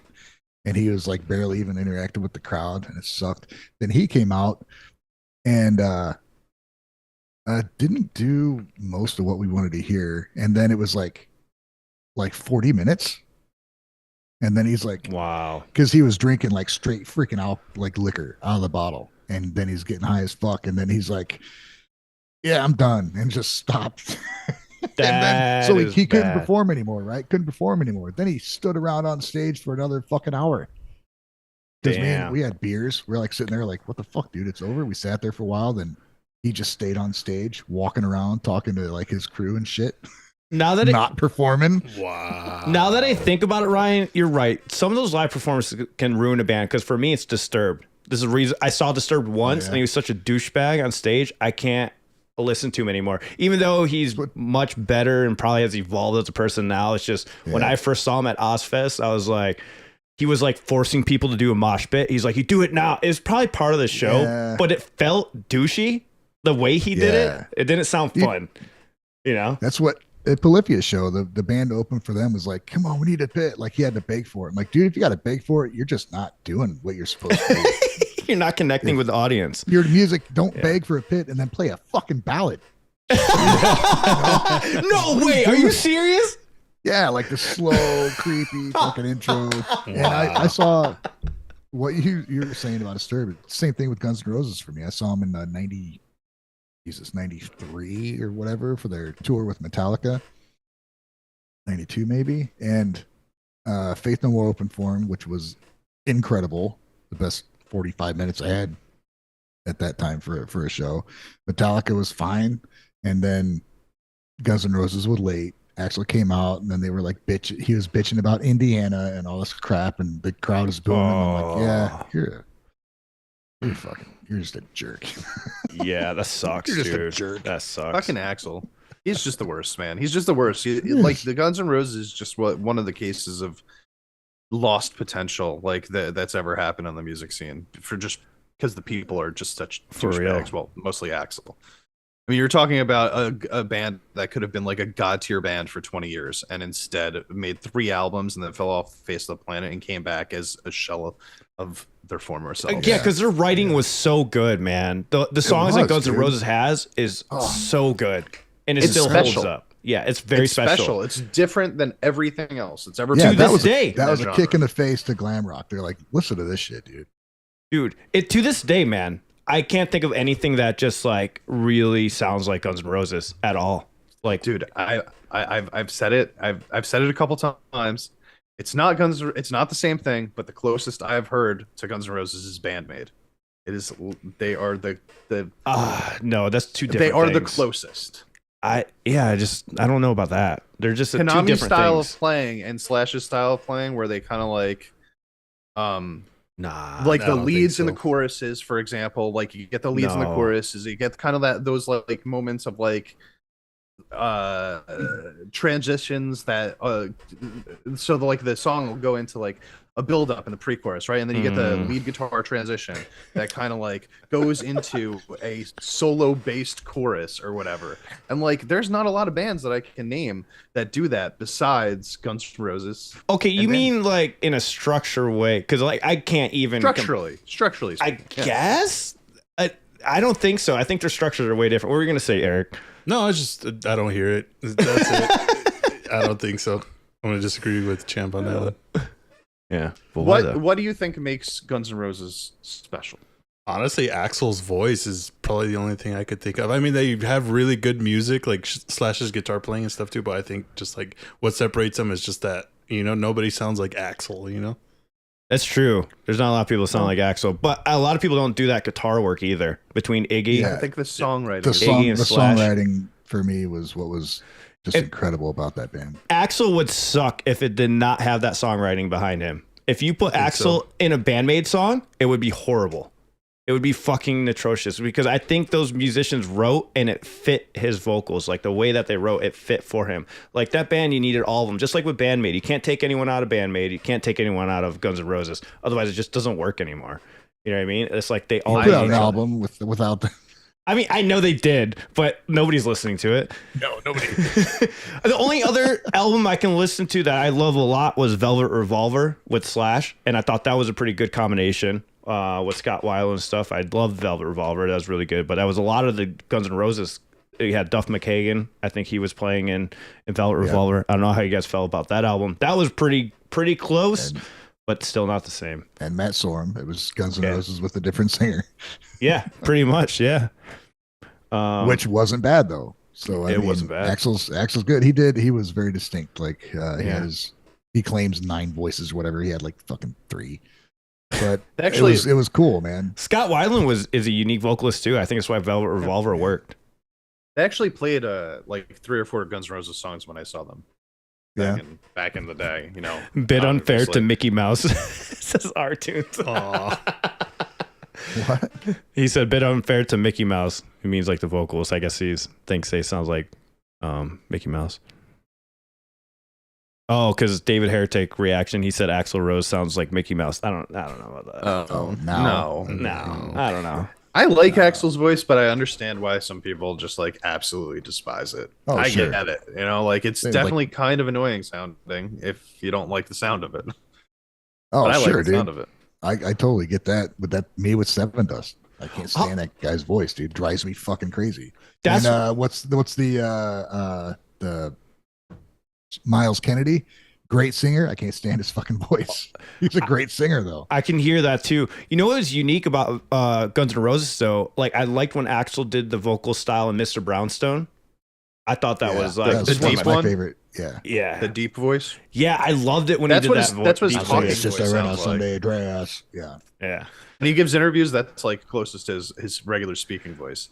But I like when he even has like that scream voice. Mr. Brownstone is actually a really great example of him. Yeah, he runs the gamut of voices in that. Yeah, he does his like really high pitch, and he does like the layered vocals with the. I really like the best. See, and this is where I'm gonna. Okay, ready? This is where I'm gonna make another Band-Maid. No, relation don't do here. it. Yeah, Don't deal do with it. it, son. Stop trying to make fetch happen. When Axl does his high pitched and his low voice on top of each other to create the dual sound that is very well known as a Guns N' Roses sound, it reminds me of what Psyche and Miku do to create their own dual sound in their rock songs. I guess. I'm gonna make reaching there, buddy. I'm gonna make this case, and I'm gonna get you. I know. And at the end of this, you're gonna say, "Damn, champ, you were fucking right." I can't agree with you. I don't. Ryan, you will. do you hear it? You will. Ryan, do you agree with this? You hear this nonsense right now? I'm surprised Ryan's saying nothing. Nonsense, my ass. I'm gonna prove it. Make a whole YouTube video about it. I'm gonna put try to songs convince us. next to each other. In fact, they have a song that almost sounds exactly the same in the beginning. What is the one from the Terminator movie? You could be mine. Could be mine. Oh, I love that song. See, there's so many good GNR songs. It's so sad that I stopped listening to them. Well, you had to stop listening to them because they stopped making music 30 years ago. You know, like they forced us to stop listening. Yeah, but how many times can you listen to the same songs over and over again? Like they should still be awesome, but Axl was a douchebag. Dude, somebody mentions Slash, and dude, Slash definitely is a unique fucking guitarist. Those. Oh yeah, dude. Yeah. What do you think of his solo stuff?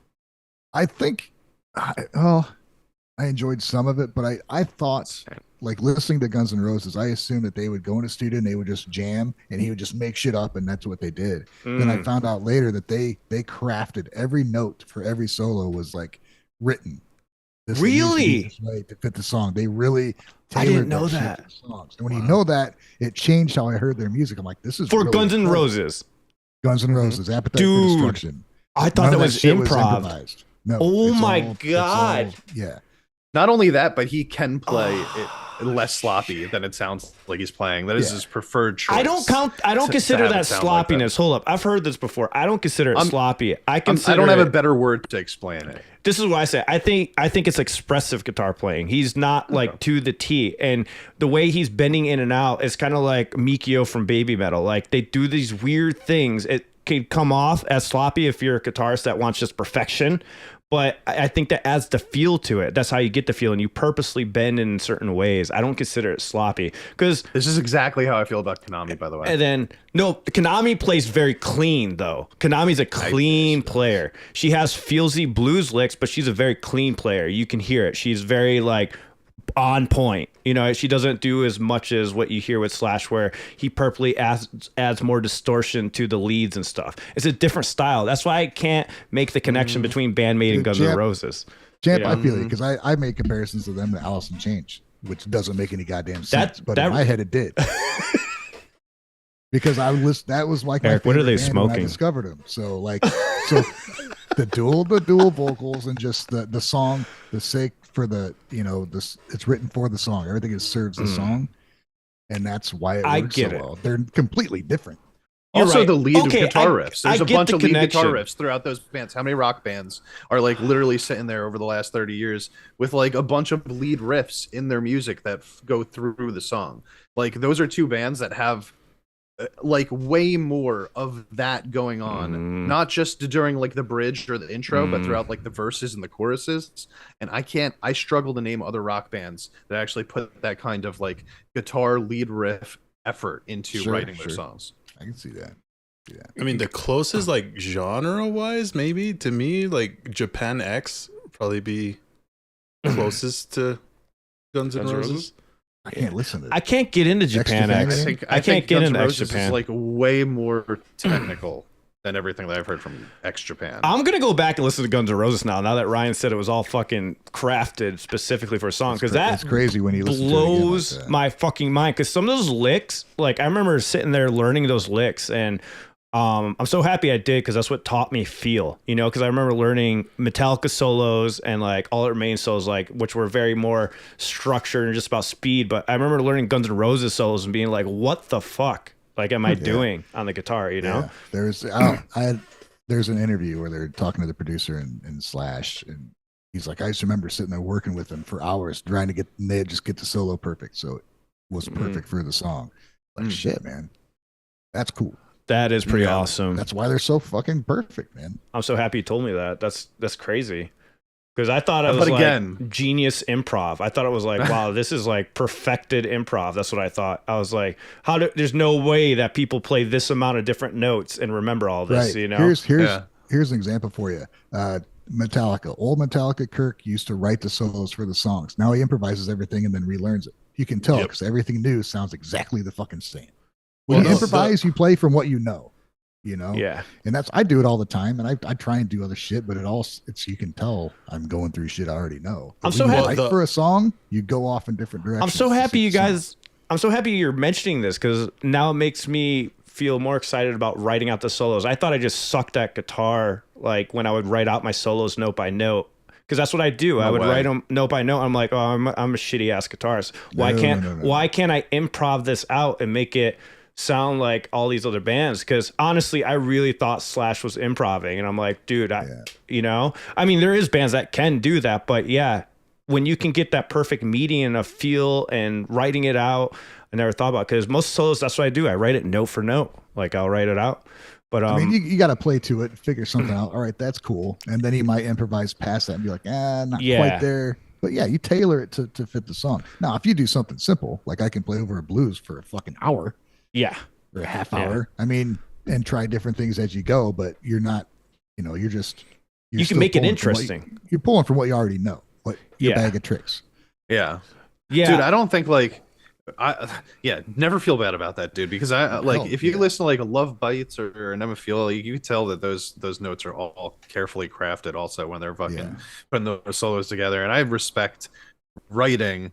Like being a fantastic guitarist is one thing, but being a fantastic writer to me is like even more impressive, because it's just you have to play it, you have to write it, you have to have both, right? So if you can craft the perfect solo, how many solos out there sound exactly the same? They're all goddamn same. They get so boring, right? But when you hear the solos that are different, like that just blow you away the first time that you hear it because it's unique and special, that is like, it doesn't even have to be that really complicated. It doesn't have to be insanely complicated. It doesn't. Can be like, yeah. And like Miyako, dude. Power Miyako metal is a perfect solos get example of old fast. Some of them, like the very like just shreddy solos. That's why I stopped doing them. In like metal songs, that's why I like about Avenged Sevenfold when they did metal solos. They were the most unique metal solos that I had ever heard. In comparison to like fucking Slayer and Metallica, where it was just constantly the same notes. You know. What'd you mention? Avenged Sevenfold solos. That's because Sinister Gates is a gypsy jazz guitarist. He's not a metal guitarist. Oh, You know what I mean? Yeah. Right on, see? And it's fucking amazing. I'm going to say it again to you guys. Check out Save Me by Avenged Sevenfold. Promise you'll love it. 15 minutes of the greatest music right there. It's so good, man. But he's another guitarist I look up to. I'm going to say it again if you guys didn't hear me. Miyako, I think she might be the best at putting together solos nowadays. In my opinion, she is like the most creative. I do love her solos, man. She'll slow it down, and it'll be like, that she could be going at the speed of light. But I like Shu playing slowly. I think Shu from Gallinarius is better in my opinion. Yeah. For when it comes to that style of solos, that man is the best at that. He is the GOAT at that. Like Miyako's good. I love her. But I definitely like Shu solos so much more because he does these stops on a dime that are just miraculous. You gotta check him out. Miyako's got that bluesy feel she throws in there. She has a blues feel, yeah. I love that. But they're both good. I mean, they're different guitarists. I tend to enjoy Shu's solos a little bit more. He does these really crazy things. He's more neoclassical. Yeah, she's more that's true. Bluesy metal. Yeah, she does the blues. She does neoclassical. That's two different solos in a power metal genre, which is awesome because a lot of power metal genres, they just do the same and they don't do anything else. They don't combine it with other things. Yep. So I guess they're just different. They're just different guitarists, man. Different. It's like singers, right? You're gonna it's personal preference at that point. Yeah, because they're really both amazing at what they do. They're both phenomenal. Which one do you enjoy hearing the most? Yeah. But I'm just gonna throw this out there. Holy Bites. Holy Bites. Holy Bites. Go check out Holy Bites. It's our new band. Go check out Love War's new song, Holy Bites. Holy Bites. Yeah. Love Bites. Holy War. Let's do it. That's the one that made me fall in love with Miyako's solo playing. I just think that it's like perfect for me. Nice. Hey guys. The first video I saw Love Bites, I was kind of critical of Miyako's solo, whatever she played at that moment, that song. It seemed she was stiff when she was playing. And then I found out just others other like circumstances with the song or whatever. But then as I watched more, every time the solos came up, I found myself liking Miyako's better than Midori's. Not because Midori's is bad, obviously. It's just a different. There's those kind of bluesier elements that get laced in there, which I just really like to hear. Yeah, for sure. All right, guys. I think we should wrap it up here. You guys got any thoughts?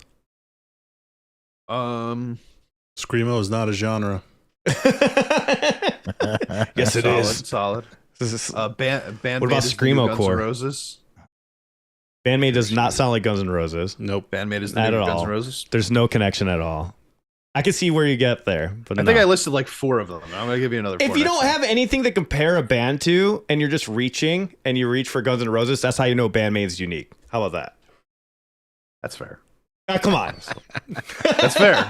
They're both very unique bands. So they're the closest that I can put to each other. Yeah, I mean that's impressive. They created their own sound. That's what I'm saying. Like that's a feat right there. That's what's I can see that similarity.